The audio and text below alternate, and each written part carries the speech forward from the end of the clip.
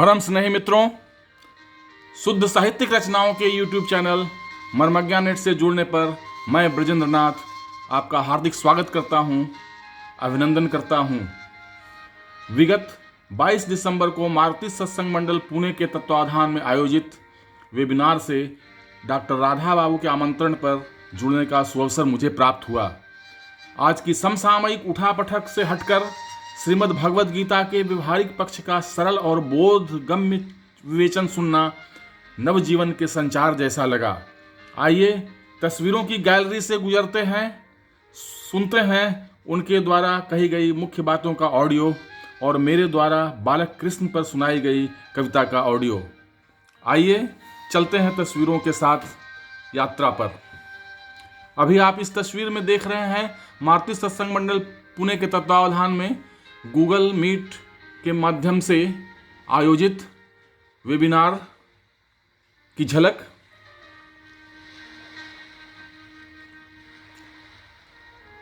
मारुति सत्संग मंडल पुणे के तत्वावधान में गूगल मीट के माध्यम से आयोजित वेबिनार की एक और झलक आप देख रहे हैं इसमें। अब आगे बढ़ते हैं। सत्संग का शुभारंभ आदरणीय संपत बाई पुरोहित के हनुमान चालीसा पाठ से हुआ।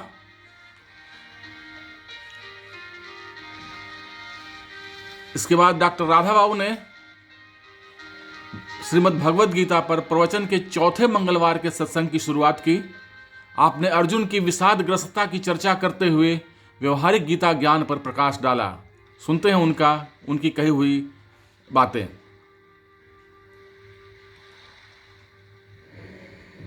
और गीता देखो, अर्जुन को क्या, अर्जुन पढ़ा लिखा नहीं था। अर्जुन बहुत पढ़ा लिखा था। अर्जुन धनवान नहीं था, राजा राजकुमारी था। धनवान की क्या कमी, धन की क्या कमी थी। अर्जुन स्वस्थ नहीं था, स्वस्थ तो इतना था उसके सामने उस समय विश्व का कोई योद्धा नहीं टिक पाता था। लेकिन एक बात बताइए, सब कुछ होते हुए अर्जुन क्यों आज विषाद से ग्रस्त है? क्यों? इसलिए उसके भीतर का मन, उसके भीतर की आत्मा शुद्ध हो गई। मतलब उसके भीतर कोई बीमारी आ गई। इसलिए लोग कहते हैं था एक दिन करते ही हैं तो रोज पूजा करने की क्या जरूरत है। अरे मैं बार बार कहता हूं, इस शरीर में जैसे कपड़े को टांग दो, हमारा टेरेस बहुत बड़ा है, उसमें कोई कपड़ा टांग देते हैं ना, तो शाम तक वो बिल्कुल धूल दूसरे, हम कुछ नहीं करते तो भी गंदा हो जाता। तो इस शरीर में चिकित्सा बंद कर दोगे ना मन और आत्मा की, तो ये जान के आप लिख लीजिए, वो फिर एक ही दिन में गंदा हो जाएगा। यानी आपका मन भी दूषित हो जाएगा, आपकी आत्मा भी दूषित हो जाएगी। आज गीता प्रवचन के चौथे सत्र में धर्म की शिक्षा के महत्व पर प्रकाश डालते हुए राधा बाबू ने कहा, इतना शिक्षित, इतना ज्ञानवान पुरुष, इतना धनवान बीमार पड़ गया। क्यों बीमार पड़ गया? क्या कहा? युद्ध नहीं करूंगा। नहीं, फिर मैं कह रहा हूं, अर्जुन युद्ध करने के लिए तैयार है। वो ये कह रहा है कि मैं अपने लोगों से युद्ध नहीं करूंगा। अर्जुन ने तो ऐसा युद्ध किया था ना कि भीष्म पितामह कर्ण तक को गौ वाला प्रसंग जब वो थे वहां 1 साल वो छिप करके उन्होंने सबको परास्त कर दिया। वो युद्ध से नहीं डर रहा है, ये डर रहा है कि हम अपने से युद्ध नहीं करेंगे। अब देखो, यही धर्म चूक, इसी से उनका धर्म संपूर्ण के था। मेरा धर्म खत्म हो गया भगवान, मुझे धर्म का बोध नहीं है। अब हम क्या करें, देखो शुरू में एक बात मैं बताऊं, हमारा शास्त्र क्या कहता है? हमारा शास्त्र कहता है मनुष्य की धार्मिक शिक्षा उसको बचपन से। क्यों? इसलिए कि वह विद्यार्थी बनेगा, छात्र बनेगा, वो समझेगा कि हमारा छात्र धर्म क्या है, हमें कैसे पढ़ना है, हमारा शिक्षक के प्रति हमारा क्या धर्म है वो समझेगा। पर नौकरी करेगा तो वो समझेगा हमारा सेवा धर्म क्या है, देश के प्रति हमारा क्या। इसलिए हमारे यहाँ संस्कार ये पहले दिया जाता था, धर्म की शिक्षा पहले होती थी। ये बहुत जरूरी है।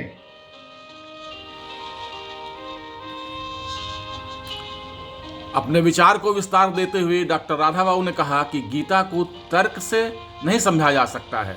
सुनिए उनकी बातें।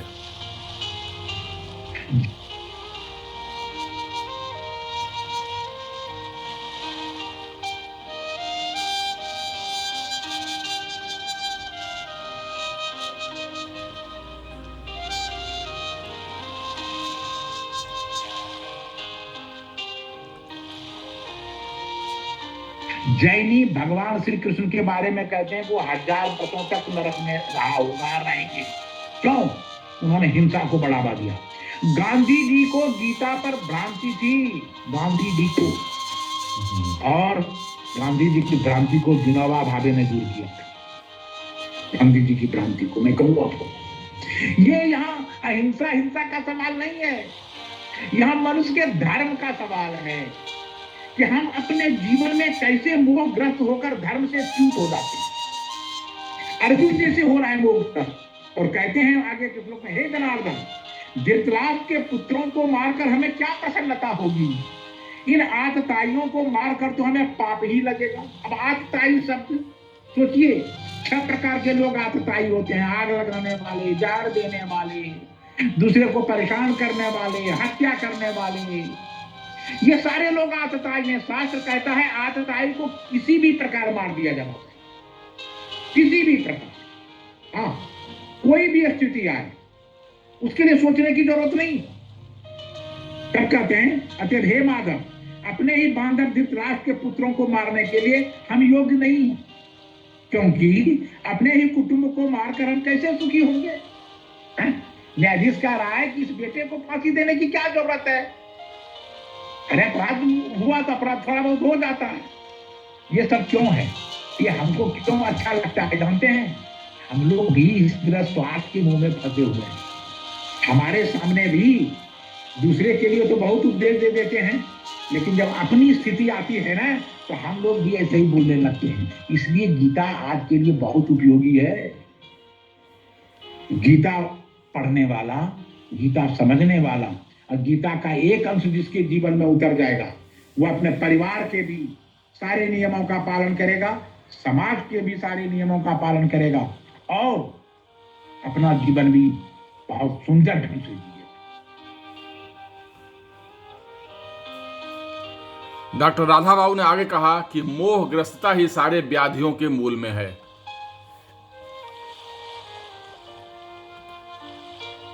इसीलिए ये, और कहें एक बात आपको, जो मैं बीमारी की चर्चा आपसे कर रहा था, ये जो मोहग्रस्त अर्जुन हो गया ना, वो स्वामी जी कहते हैं, मोह सकल व्याधि न कर मूला। हमारे सारे रोगों का, सारी व्याधि के मूल में मोह है, मोह। इसलिए गीता मोह से लेकर मोक्ष तक का काव्य है। जब समाप्त होने पर है गीता, तो क्या कहा है अर्जुन ने मालूम आपको?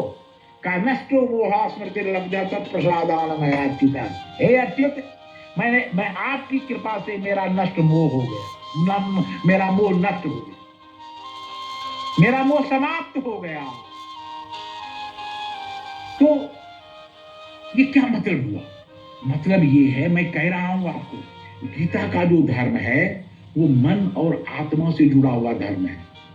अगर हम उससे च्युत हो जाएंगे तो हम लाख भौतिक साधनों से संपन्न होकर भी, लाख भौतिक साधनों से संपन्न होकर के भी कभी शांत नहीं हो सकते, क्योंकि हमने सुख के साधन जुटा लिए, शांति नहीं जुटा है। मैंने बहुत पहले अपने वहां प्रवचन में कहा था, एक बहुत प्रमुख बात मैं कह रहा हूं, आप इसको ध्यान से सुनिएगा। जितने मेरे मित्र हैं और जो लोग हैं बैठे हुए, इस बात को थोड़ा ध्यान से सुनिए। गीता और हमारे सोच में क्या अंतर है? सोच में अंतर यह है कि हम ये सोच कर जीते हैं कि हमने तो इतना धन कमा लिया, इतनी शिक्षा प्राप्त कर ली, इतना भवन बना लिया, इतनी गाड़ियां हैं, किस चीज की कमी है? सुख के सारे साधन जुटा लिए, अब तो शांति उतरेगी। गीता ने कहा है तू मूर्ख है। क्या? क्यों? भगवान कृष्ण ने कहा, अर्जुन, सुख से शांति नहीं आती। ध्यान रखिएगा, भगवान कृष्ण ने क्या कहा अर्जुन से? सुख से शांति नहीं आती। कहा तब कहा शांति से सुख आता है। अशांत से कुछ सुखम। अरे अशांत चित्त सुखी नहीं होगा, लाख सुख।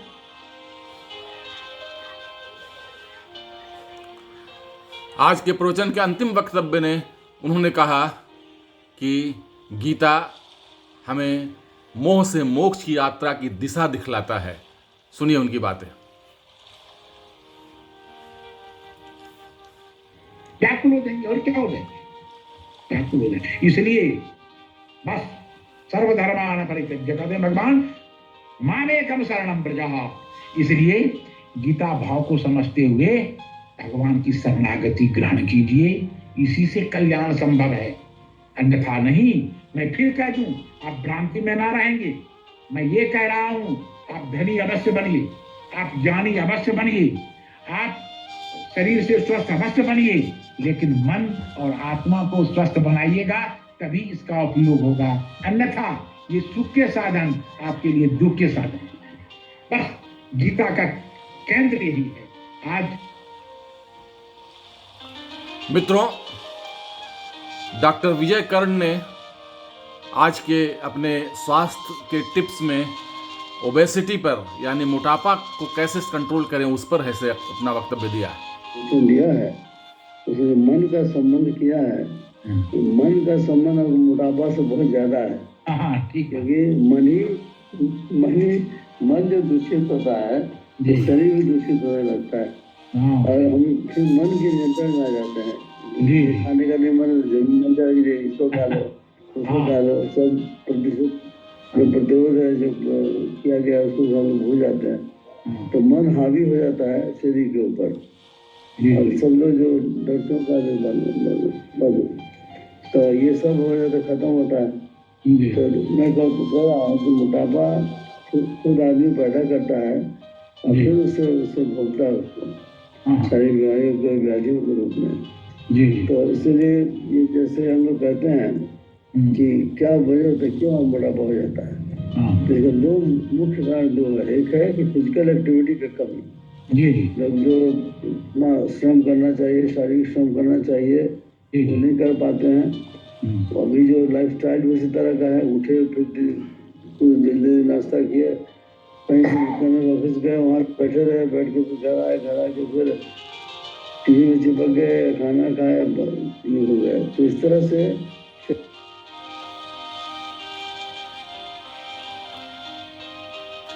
मित्रों, इस तस्वीर में आप वेबिनार में भाग लेते हुए मेरी सेल्फी देख रहे हैं और इस तस्वीर में आप मेरे द्वारा सुनाई गई कविता का ऑडियो सुनेंगे। यह कविता मैंने श्री कृष्ण के बाल रूप पर सुनाई, जब श्री कृष्ण यशोदा के आंगन में ठुमक ठुमक चल रहे हैं। सुनिए मेरी आवाज में मेरी ये कविता। नहीं है सर जी, से बच भी जाता है। तो अब हमारे आदरणीय श्री ब्रजेंद्रनाथ मिश्र जी हम लोगों को कविता सुनाएंगे। कविता सुनकर आनंदित होंगे। माननीय मिश्र जी। जी मेरी आवाज आ रही है? एकदम आ रही जी। तो आज रमेश राय जी हैं और कलंत्री साहब तो नहीं है आज? प्रोफेसर कलंत्री नहीं है। अच्छा नहीं है। अच्छा नहीं है। तो मातृ संघ के सचिव आदरणीय रमेश राय जी और संयोजक संरक्षक आदरणीय डॉक्टर राधा बाबू, डॉक्टर करण, रमेश बियानी जी, पीयूष देसाई जी, अजीत बाबू और तमाम भाई बहन जो इस सत्संग में भाग ले रहे हैं। आज मैं जो कविता लाया हूँ वह भगवान कृष्ण जब यशोदा के आंगन में खेल रहे हैं उस समय की कविता है ये। वाह वाह जी, बढ़िया। और बढ़िया। माँ कितना व्यस्त रहती है फिर भी अपने बालक से कैसा जुड़ाव रहता है उसका थोड़ा वर्णन है इसमें। कविता ज़्यादा लंबी नहीं है, थोड़ी है, ध्यान से सुनेंगे। जी। ममता की गोद। बालक का तन माता का लगा मन, बालक का तन माता का लगा मन, आंचल है नम ममता पोर पोर है। बालक का तन माता का लगा मन, आंचल है नम ममता पोर पोर है।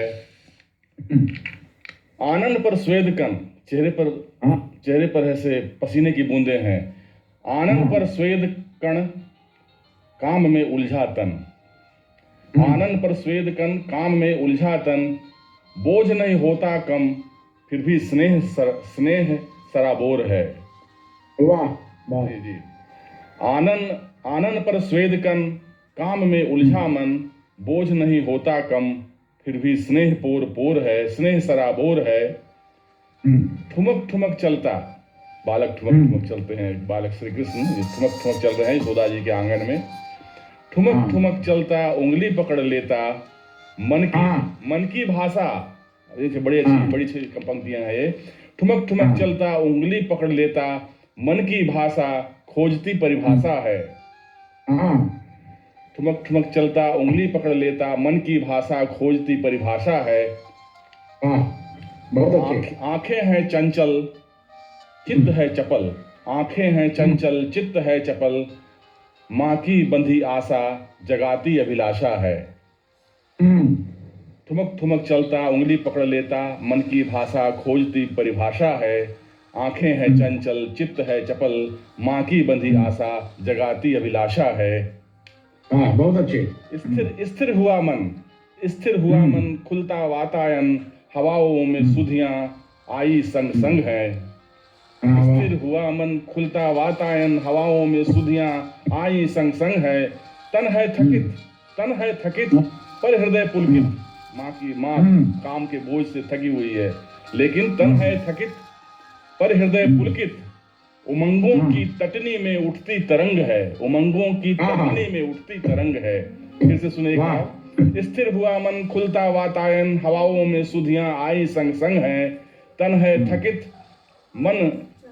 थकित पर हृदय पुलकित। उमंगों की तटनी में उठती तरंग है। और ये अंतिम बंद है। आजा मेरे कान्हा, माँ को तू न सता। आजा मेरे कान्हा, माँ को न तू सता। ममता की गोद सुनी मेरी सौगंध है। मैया सौगंध ना दे। तब कृष्ण का श्री कृष्ण का जो जवाब है, जो प्रत्युत्तर है वो सुने। मैया सौगंध न दे, वापस इसे ले ले। मैया सौगंध न दे, वापस इसे ले ले। तेरी गोद में ही मेरा जीवन संबंध है। तेरी गोद से ही मेरा जीवन संबंध है। आजा मेरे कान्हा, माँ को न तू सता। ममता की गोद सुनी मेरी सौगंध है। मैया सौगंध न दे, वापस इसे ले ले। तेरी गोद से ही मेरा जीवन संबंध है। तेरी गोद से ही मेरा जीवन संबंध है। बढ़िया, बहुत बढ़िया ब्रजनाथ जी, बहुत बढ़िया।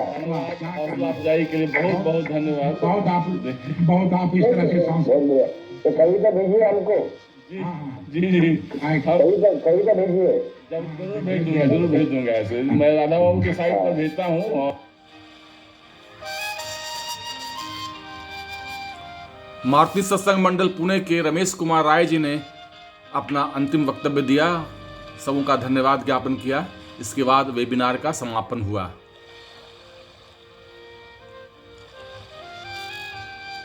तो मित्रों, मेरी अन्य कविताएं, मेरी कविता संग्रह कौंध को अमेजन किंडल के नीचे दिए गए लिंक से डाउनलोड कर पढ़ें और अपने विचारों से अवगत कराएं।